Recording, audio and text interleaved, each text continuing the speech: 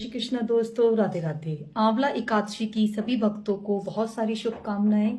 आंवला एकादशी को रंग भरी एकादशी भी कहा जाता है। दोस्तों, आइए मिलकर श्रवण करते हैं आंवला एकादशी की पावन कथा। देखिए दोस्तों, आंवला एकादशी के दिन अपने ठाकुर जी को या आपके पास श्री हरि विष्णु का जो भी विग्रह हो उनको गुलाल जरूर से समर्पित करें, क्योंकि रंग भरी एकादशी है। और अगर ठाकुर जी को या फिर अपने श्री हरि विष्णु को ही आपने रंग नहीं लगाया तो फिर क्या फायदा।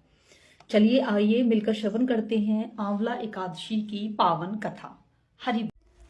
मानधाता जी बोले, हे वशिष्ठ जी, यदि आप मुझ पर प्रसन्न हैं तो ऐसे व्रत की कथा कहो जिससे मेरा कल्याण हो। वशिष्ठ जी बोले, हे राजन, सब व्रतों से उत्तम और अंत में मोक्ष देने वाला आंवल की एकादशी का वर्णन करता हूँ।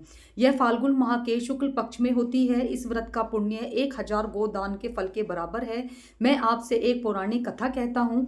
एक वेदिनक नामक नगर में ब्राह्मण, वैश्य, क्षत्रिय, शूद्र चारों वर्ण आनंद पूर्वक रहते थे। उस नगर में चेत्ररथ नामक चंद्रवंशी राजा था। वह महाविद्वान तथा धार्मिक था।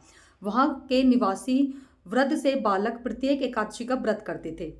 एक समय फाल्गुन मास के शुक्ल पक्ष को आंवलकी नामक एकादशी आई। उस दिन राजा से प्रजा तक, वृद्ध से बालक तक सब ने हर्ष सहित उस एकादशी का व्रत किया। राजा अपनी प्रजा के साथ मंदिर में जाकर पूर्ण कुंभ स्थापित करके तथा धूप दीप नैवेद्य पंचरत्न छत्र आदि से छात्री का पूजन करने लगे। वे सब धात्री की इस प्रकार स्तुति करने लगे कि हे धात्री, तुम ब्रह्म स्वरूप हो, तुम ब्रह्मा जी द्वारा उत्पन्न हो और सारे पापों को नष्ट करने वाले हो। तुम्हें नमस्कार है। अब तुम अर्घ स्वीकार करो। तुम श्री रामचंद्र जी द्वारा सम्मानित हो। मैं आपसे प्रार्थना करता हूँ कि मेरे समस्त पापों का हरण करो। उस देवालय में रात्रि को सबने जागरण किया। रात्रि के समय उस जगह एक बहेलिया आया। वह महापापी और दुराचारी था। वह भूखा प्यासा था। उस जगह बैठकर विष्णु भगवान की कथा व एकादशी महात्म्य सुनने लगा। बहेलिये ने उस रात्रि को अन्य लोगों के साथ जागकर व्यतीत की। प्रातःकाल होते ही सभी लोग अपने अपने घर गए। कुछ समय बीतने के पश्चात उस बहेलिया की मृत्यु हो गई और उसे आंवल की एकादशी के व्रत तथा जागरण के प्रभाव से उसने राजा विदुरथ के घर जन्म लिया। उसका नाम वशुरथ रखा गया। बड़ा होने पर वह चतुर्गिणी सेना से के सहित तथा धन्य धान्य से युक्त होकर 10 सहस्त्र ग्रामों का पालन करने लगा। वह तेज में सूर्य के कांति के, चंद्रमा की वीरता में विष्णु भगवान के और क्षमा में पृथ्वी के समान था। वह अत्यंत धार्मिक, सत्यवादी, कर्मवीर और विष्णु भक्त था। वह सदैव यज्ञ किया करता था।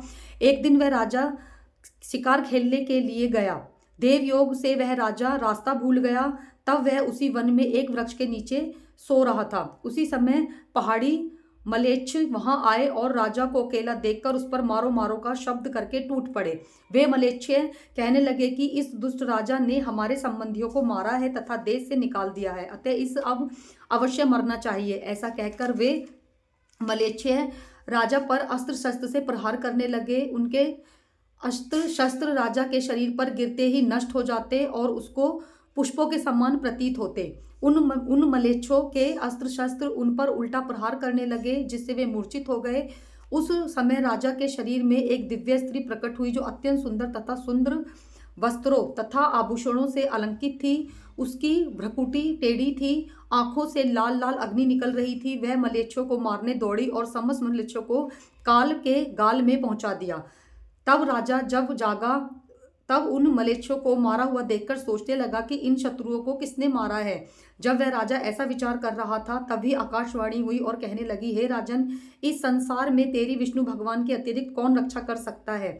इस आकाशवाणी को सुनकर राजा अपने नगर को वापस गया और सुखपूर्वक राज्य करने लगा। महर्षि वशिष्ठ जी बोले कि हे राजन, यह सब आंवल की एकादशी के व्रत का प्रभाव था। जो मनुष्य इस आंवल की एकादशी का व्रत करते हैं वे सब प्रत्येक कार्य में सफल होते हैं और अंत में विष्णु धाम को जाते हैं। बोलो जय श्रीमन नारायण, जय श्री कृष्णा, राधे राधे। दोस्तों, वंस अगेन सभी भक्तों को होली की बहुत सारी शुभकामनाएं। ये होली सभी के जीवन में सुख, शांति, समृद्धि लाए और श्री हरि कृपा सभी भक्तों के परिवार पे बनी रहे। जय श्री कृष्णा, राधे राधे।